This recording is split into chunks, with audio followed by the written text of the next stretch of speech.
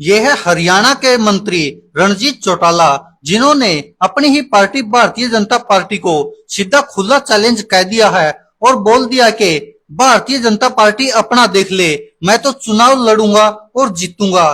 देवीलाल का बेटा हूं, पीछे नहीं हटूंगा, भाजपा अपना देख ले। आप सबको पता है कि रानिया से जो हलोपा है, उन्होंने गोविंद कांडा के बेटे धवल कांडा को उम्मीदवार बना दिया हलोपा का, और अब रणजीत चौटाला की सीधी सीधी भारतीय जनता पार्टी को चेतावनी, कहीं न कहीं आने वाले हरियाणा के विधानसभा चुनाव 2024 में भाजपा के लिए मुसीबत पैदा कर सकती है। जी हाँ दोस्तों, हरियाणा में 1 अक्टूबर 2024 को विधानसभा चुनाव का बिगुल बज जाएगा और जिस तरह से 4 अक्टूबर को फैसले भी आ जाएंगे, लेकिन उससे पहले भारतीय जनता पार्टी की मुश्किलें कम होने का नाम नहीं ले रही है। जहां एक तरफ पहले ही सत्ता विरोधी लहर का डर है भाजपा को, तो ऊपर से अपने ही बागियों की मारी हुई भारतीय जनता पार्टी हरियाणा में भी परिणाम भुगत सकती है। जी हाँ दोस्तों, इससे पहले जहां जहां चुनाव हुए हैं, भारतीय जनता पार्टी को बागियों ने बहुत बड़ा झटका दिया है। आपको याद होगा, हिमाचल प्रदेश में भी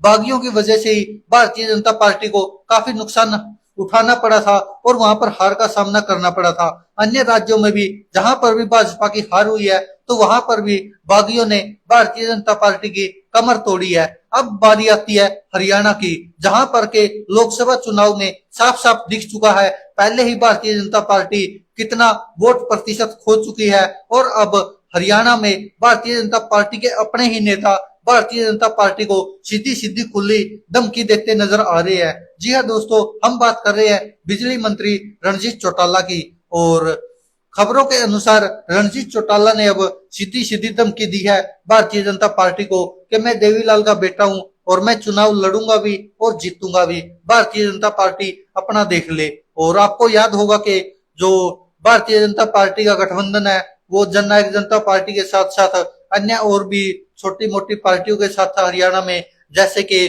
जो गोपाल कांडा की पार्टी हलोपा है, उसके साथ भी गठबंधन था। हालांकि भारतीय जनता पार्टी हलोपा को 1-2 टिकट ही देती है, और शायद अब देखना होगा कि क्या रानिया की जो विधानसभा सीट है, जहां से कि रणजीत चौटाला चुनाव जीते थे निर्दलीय, हालांकि उसके बाद फिर वो भारतीय जनता पार्टी में शामिल हो गए थे। फिर लोकसभा चुनाव आए 2024 के, तो वो हिसार चले गए थे, और हिसार उन्होंने चुनाव लड़ा लोकसभा का भाजपा की तरफ से, लेकिन वहां पर हार गए थे, शायद 60-65 हजार वोटों से हार गए थे। वहां पर जेपी जीत गए थे, कांग्रेस के थे जो।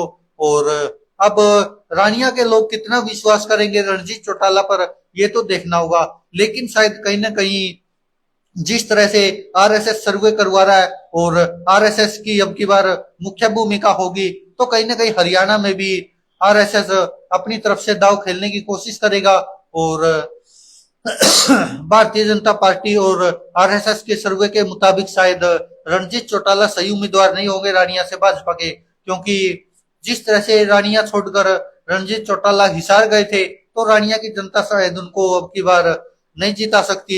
इसीलिए शायद भारतीय जनता पार्टी भी इस मुद्दे पर सोचने को मजबूर है। और एक तरफ रणजीत चौटाला अगर यहाँ से निर्दलीय चुनाव लड़ते हैं, तो भारतीय जनता पार्टी की गोली जीतना तो मुश्किल ही है, क्योंकि पहले ही एक तो कांग्रेस लोकसभा चुनाव में 5 सीटें हासिल करके भाजपा की कमर तोड़ चुकी है, और अब विधानसभा चुनाव है। जैसे 2019 के लोकसभा चुनाव में मोदी की लहर चली थी, अब हरियाणा में 2024 के चुनाव में कांग्रेस की लहर चली हुई है। अब यह देखना होगा कि उसमें भारतीय जनता पार्टी कहां तक क्या कर पाती है, और अगर भाजपा के विधायक रहे और भाजपा के नेता रहे, अगर वो ही बागी हो गए, तो फिर भाजपा के लिए राह आसान होने वाली है नहीं। दोस्तों, आप क्या कहते हैं इस पर, अपनी राय कमेंट बॉक्स में जरूर दीजिएगा। आपको क्या लगता है, अगर भारतीय जनता पार्टी रणजीत चौटाला को विधानसभा चुनाव नहीं लड़वाती रानिया से, और फिर अगर रानिया से रणजीत चौटाला निर्दलीय उम्मीदवार खड़े होते हैं, तो कहीं ना कहीं भारतीय जनता पार्टी को नुकसान उठाना पड़ेगा और शायद हार का सामना भी करना पड़े। दोस्तों, आप क्या कहते हैं इस पर, अपनी राय कमेंट बॉक्स में जरूर दीजिएगा। धन्यवाद दोस्तों, देखते रहिए सच की आवाज।